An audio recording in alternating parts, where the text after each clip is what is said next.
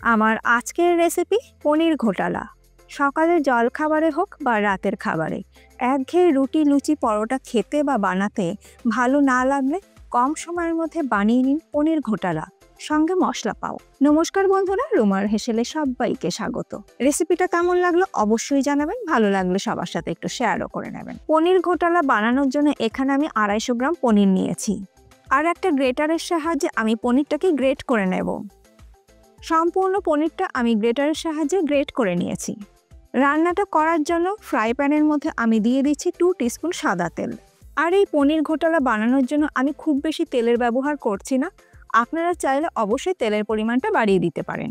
তেল গরম হয়ে গেলে দিয়ে দেবো কাঁচা লঙ্কা কুচি, ঝালটা নিজেদের স্বাদ মতন ব্যবহার করবেন।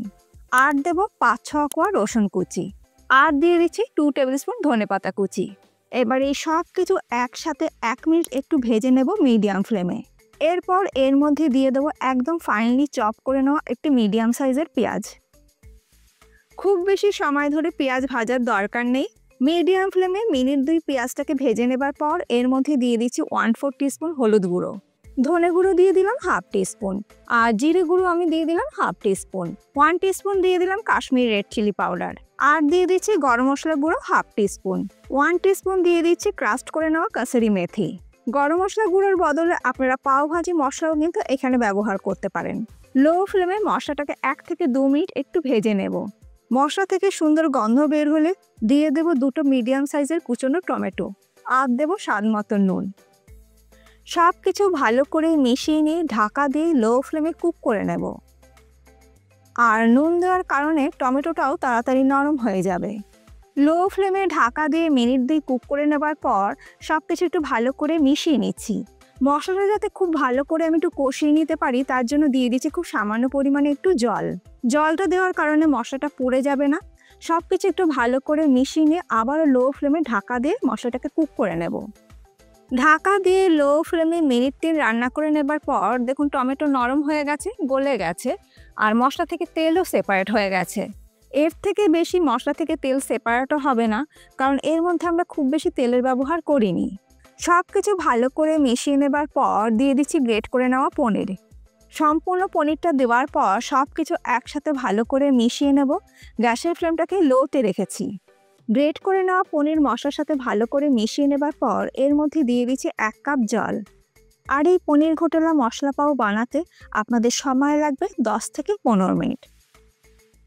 জল দিয়ে ভালো করে মিশিয়ে নেবার পর এর মধ্যে দিয়ে দিচ্ছি 1 টেবিল স্পুন বাটার, আর দেব ফ্রেশ কুচনো ধনেপাতা। আবারও সব কিছু মিশিয়ে নেবার পর লো ফ্লেমে মিনিট 2 কুক করে নেব। লো ফ্লেমে মিনিট 2 কুক করে নেবার পর আমাদের পনির ঘোটালা অলমোস্ট ডান। একদম শেষে আমি দিয়ে দিচ্ছি গ্রেট করে নেওয়া চিজ। এখানে আমি একটা প্রসেস চিজের কিউব নিয়েছি, সেটা সম্পূর্ণটা গ্রেট করে দিচ্ছি। চিজের পরিমাণ আপনারা চাইলে বাড়িয়েও দিতে পারেন, আবার চিজ না দিয়েও করতে পারেন, তবে চিজটা দিলে অবশ্যই স্বাদটা বেশি ভালো হয়। 10 মিনিটের মধ্যে তৈরি হয়ে গেল দারুণ সুস্বাদু পনির ঘোটালা। এরপর মশলা পাও রেডি করে নেব। তাওয়ার মধ্যে দিয়ে দিচ্ছি 1 টেবিল স্পুন বাটার, আর দিয়ে দিচ্ছি Kashmiri red chili powder 1/4 teaspoon, আর দিয়ে দিচ্ছি খুব সামান্য পরিমাণে কুচনো ধনেপাতা। গ্যাসের ফ্লেমটাকে লোতে রেখে সব কিছু মিশিয়ে নেব। তারপরে পাও দিয়ে টোস্ট করে নেব। এপিট ওপিট করে ভালো করে পাওটা টোস্ট করে নেব।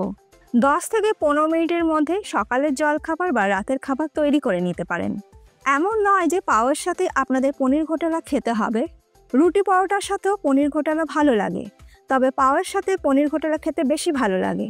আজকে আমার এই কম সময়ের মধ্যে তৈরি করে নেওয়া পনির ঘোটালা আর মশলা পাওয়ার রেসিপি আপনাদের কেমন লাগলো অবশ্যই জানাবেন। ভালো লাগলে বাড়িতে যে কোনো একদিন তৈরি করুন, আর আপনাদের ফিডব্যাকটা কিন্তু অতি অবশ্যই দিতে ভুলবেন না। আজ তাহলে এই পর্যন্ত, আবার দেখা হবে নতুন কোনো ভিডিওর সাথে। ভালো থাকবেন, সুস্থ থাকবেন, ধন্যবাদ।